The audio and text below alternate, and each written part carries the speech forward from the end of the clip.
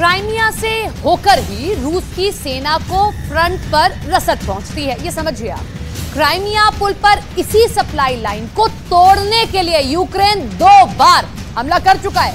Crimea का कर्च bridge रूस के लिए इतना अहम है कि अगर यह धराशायी हुआ तो ज़ेलेंस्की की जीत करीब करीब तय मानी जाएगी। लेकिन ज़ेलेंस्की के लिए इस पुल को खाक में मिलाना इतना आसान नहीं है।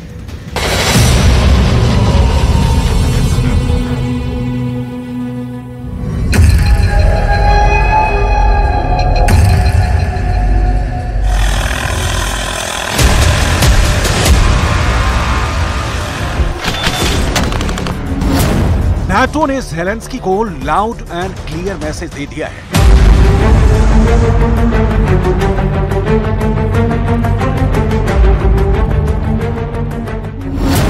कर्च ब्रिज पर ज़ेलेंस्की को कब्जे का मिला ऑर्डर।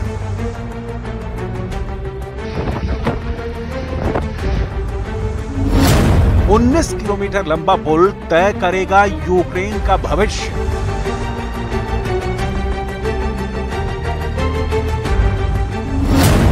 क्राइमिया वाले पुल से होगा रूस की हार का फैसला।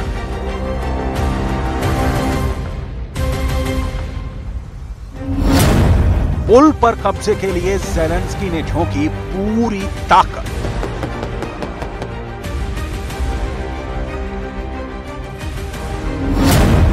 क्राइमिया विजय तय करेगा महायुद्ध में किसकी जीत किसकी हार।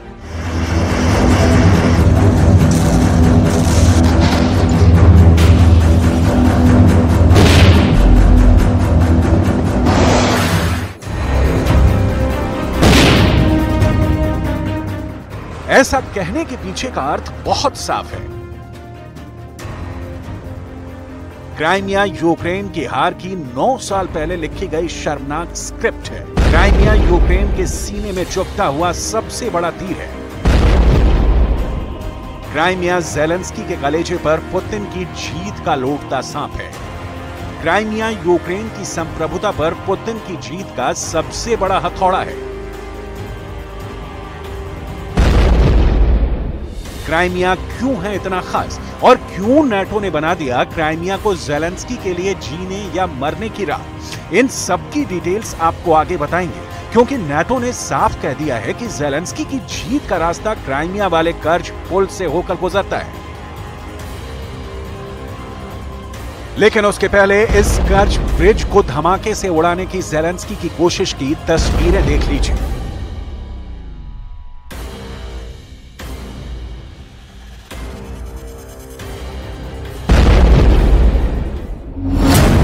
सत्रह जुलाई 2023 कर्च ब्रिज के बीचों बीच कार बम ब्लास्ट हुआ। 4 लोगों की मौत हो गई। इस जले हुए रेल पुल और टूटे हुए सड़क पुल की चौंकाने वाली तस्वीरें दुनिया भर में दिखाई गईं।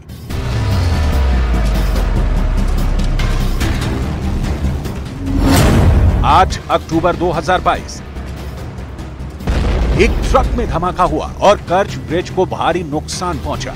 ये दोनों धमाके हवा में किया गया यूक्रेन का हमला नहीं, एक सुनियोजित साजिश का हिस्सा थे। यूक्रेन इस पुल को क्यों तबाह करने पर तुला है, इसकी डिटेल आगे बताएंगे। अभी ज़ेलेंस्की को मिली उस धमकी की बात जिसने ज़ेलेंस्की के दिल में नाटो की बैसाखी छिन जाने का खौफ भर दिया है।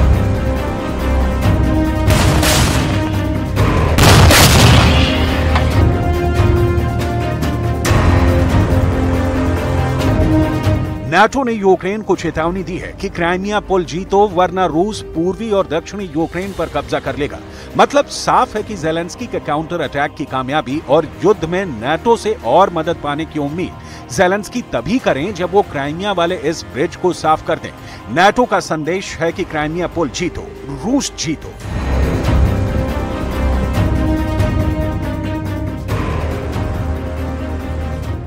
लिहाजा अब ज़ेलेंस्की ब्रिज को बर्बाद करने के लिए एक्शन में है। यूक्रेन के इंटेलिजेंस चीफ ने दावा किया है कि क्राइमिया की जीत के लिए सेना जल्दी ही अभियान पर निकलेगी और इस अभियान को सफल बनाने के लिए कर्च पुल की तबाही सबसे पहली और जरूरी शर्त है। हालांकि यूक्रेन के इंटेलिजेंस चीफ कायरलो बुडानोव ने क्राइमिया पर हमले की कोई निश्चित तारीख फिक्स नहीं की है। यूक्रेन के रक्षा मंत्री ओलेस्की रेजनिकोव ने कहा है कि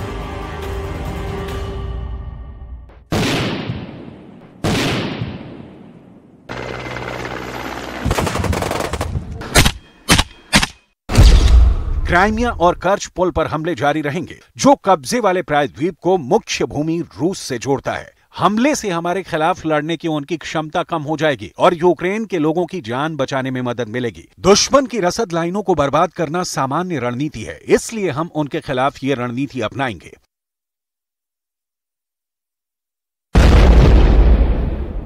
क्यों इतना खास है ये कर्च ब्रिज और क्यों नाटो कह रहा है कि पुल की तबाही का मतलब है यूक्रेन की विजय?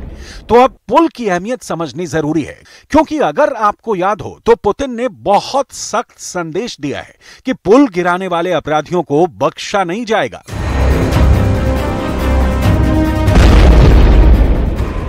$2014 2014 में क्राइमिया के विलय के बाद रूस ने करीब 3.7 अरब डॉलर की लागत से इस पुल का निर्माण किया है। क्राइमिया पुल यूरोप का सबसे लंबा पुल है। यह पुल रूस को कर्च जलद मरुमध्य में क्राइमिया से जोड़ता है। 19 किलोमीटर कनेक्शन आर्थिक और सामाजिक संबंधों के लिए एक अहम सेतु है। रूस के यूक्रेन पर आक्रमण के बाद ये रूसी सप्लाई और दूरसंचार के लिए बहुत जरूरी सैनिक संपत्ति है।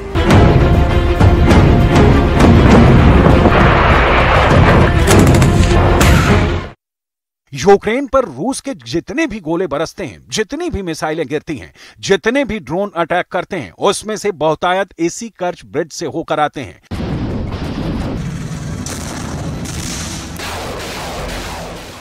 लिहाजा इस ब्रिज की युद्ध में अहमियत बहुत है।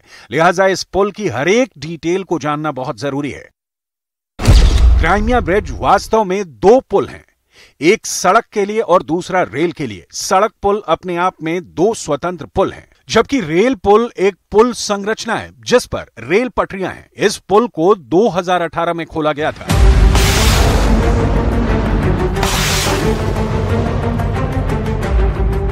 तो आपके सामने ये शीशे की तरह अब साफ है कि रूस और यूक्रेन के लिए ये पुल कितना अहम है। अगर ये पुल यूक्रेन नेस्तोनाबूद करने में कामयाब होता है तो ये पुतिन की महायुद्ध में अब तक की सबसे बड़ी हार होगी। इसी महीने में पुल पर हुए हमले के बाद कहा गया कि मॉस्को क्रूज को अब कर्च ब्रिज यूक्रेन क्राइमिया में रूसी शक्ति के दो कुख्यात प्रतीक ढह चुके हैं। यूक्रेन के इस पुल पर हमले के बाद ही पुतिन ने यूक्रेन के साथ किया गया अनाज समझौता तोड़ दिया, जिस पर दुनिया भर से प्रतिक्रिया आ रही है। पुतिन ने दुनिया को खासकर अफ्रीकी देशों में भूखमरी पैदा कर देने वाला कदम उठाया है। आपको ये जरूर जानना चाहिए कि बहुत सारे देशों के लिए यूक्रेन रोटी है, यानी गेहूं सप्लाई करता है, जो बिना रूस के इजाजत के अब संभव नहीं है। कर्च ब्रिज की रूस युद्ध स्तर पर मरम्मत करा रहा है। अगस्त से इसके फिर से खुल जाने की उम्मीद की जा रही है, लेकिन रूस की सेना की कमर तोड़नी है तो ज़ेलेंस्की को इस पुल को ढहाना होगा। और यही कारण है कि इसकी शुरुआत ज़ेलेंस्की ने पिछले साल अक्टूबर से ही कर दी है। सवाल है, क्या इस पुल की तबाही भर से ज़ेलेंस्की की क्राइमिया जीत की राह आसान हो जाएगी? इस सवाल का जवाब जानने के लिए आपको क्राइमिया के इतिहास को देखना होगा।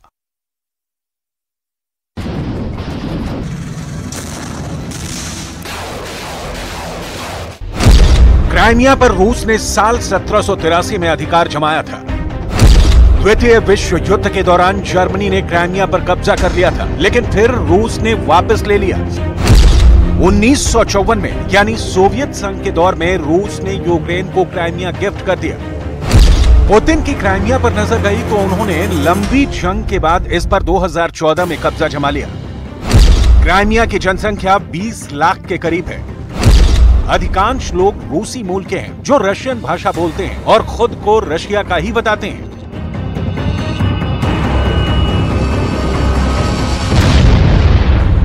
सोवियत संघ के विघटन के बाद क्राइमिया आधिकारिक रूप से यूक्रेन का इलाका बन गया। हालांकि यूक्रेन कभी भी अपना आधिपत्य पूरी तरह से क्राइमिया पर नहीं जमा सका। यूक्रेन ने क्राइमिया को स्वायत्तता दी और रूस के साथ रणनीतिक रूप से अहम सेवेस्तोपोल के बंदरगाह के लिए लीज एग्रीमेंट किए। यही वो जगह थी जहां सोवियत ब्लैक सी फ्लीट का डेरा था और फिलहाल ये रूस के इस्तेमाल में आने वाला अकेला ऐसा पोर्ट है जहां पूरे साल बर्फ नहीं जमती। लीज एग्रीमेंट ने रूस को ब्लैक सी तक सेना पहुंचाने का रास्ता देने के साथ ही एक अहम आर्थिक क्षेत्र को भी उसकी पहुंच में ला दिया।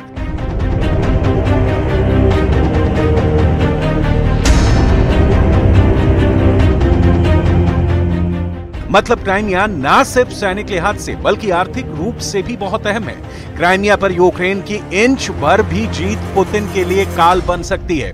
इसके दो कारण हैं। पहला ये कि क्राइमिया पूरी तरह से रूस का हो चुका है, यानी इस पर हमले का मतलब होगा कि सीधा रूस की संप्रभुता पर हमला। और दूसरा, क्राइमिया वाला पुल अगर टूट जाता है तो युद्धरत रूस की सेना की रसद लाइन ही कट जाएगी। फ्रंट पर लड़ रहे सैनिकों के पास फिर ना दाना पहुंचेगा, ना पानी, ना हथियार, ना ही दूरसंचार।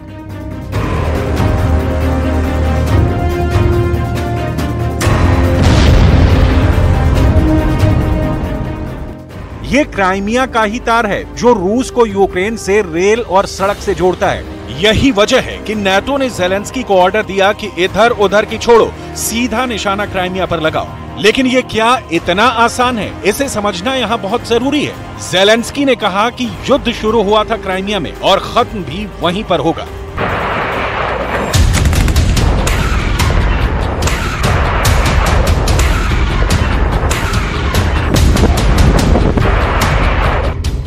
असल में क्राइमिया के ठिकानों पर बमबारी रूस के लिए डॉनबास और यूक्रेन के बाकी हिस्सों में लड़ाई से अलग अहमियत रखती है।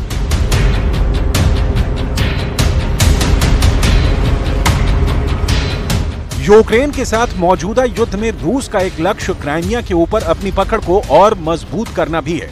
डॉनबास को जीतने के साथ ही रूस ने वहां से क्राइमिया तक रूस के नियंत्रण वाला गलियारा बनाने को अपना लक्ष्य बताया है। ऐसा क्यों है, ये समझने पर क्लियर हो जाएगा कि क्राइमिया पर ज़ेलेंस्की के जीत का झंडा फहराने से पहले यूक्रेन के सैनिकों को खून की नदी और लाशों के पहाड़ से गुजरना होगा।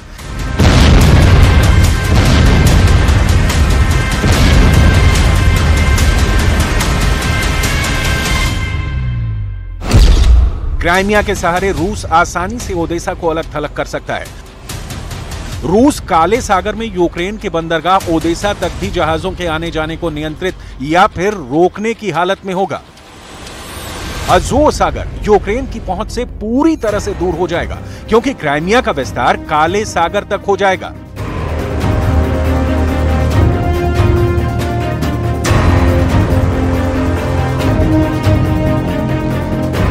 अब सवाल है कि क्राइमिया को अपने नियंत्रण में लाने के लिए यूक्रेन ने कितनी तैयारी की है, क्योंकि यूक्रेन के इंटेलिजेंस चीफ ने क्राइमिया पर हमले की शुरुआत की कोई तारीख फिक्स नहीं की है।